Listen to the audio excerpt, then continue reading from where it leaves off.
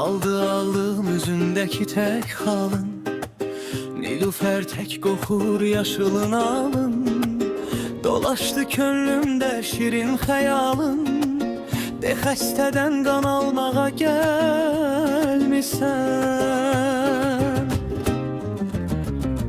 Gəlmisən de niyə gəlmisən, könlümə sevda salmağa gəlmisən. Bəlkə də qəlbimi almağa gəlmisən, de canımdan can almağa gəlmisən.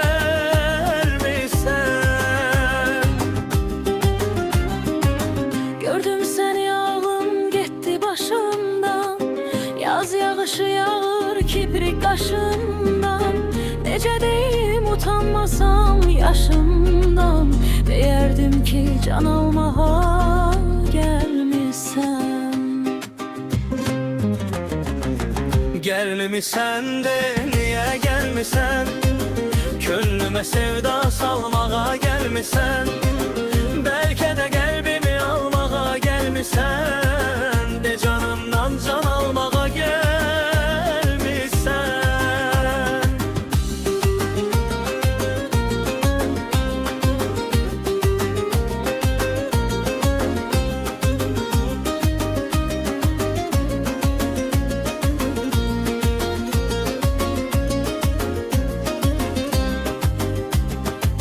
Qanad açmış qağayımı, durnamı, sən elədin əlindəki meycamı. Səni sevdim bilsin bunu qoy hamı, eşq dünyama yanalmağa gəlmisən. Gəlmisən de niyə gəlmisən, könlümə sevda salmağa gəlmisən. Bəlkə də qəlbimi almağa gəlmisən, de canımdan can almağa gəlmisən.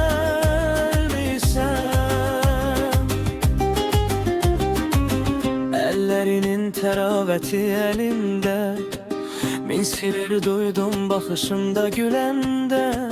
Sevda bitib ürəyimdə, dilimdə, yenə məndən qan almağa gəlmisən.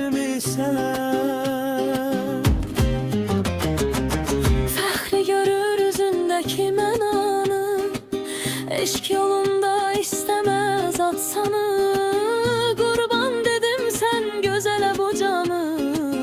Bəlkə mənə xan olmağa gəlmisən. Gəlmisən de niyə gəlmisən, könlümə sevda salmağa gəlmisən. Bəlkə də qəlbimi almağa gəlmisən.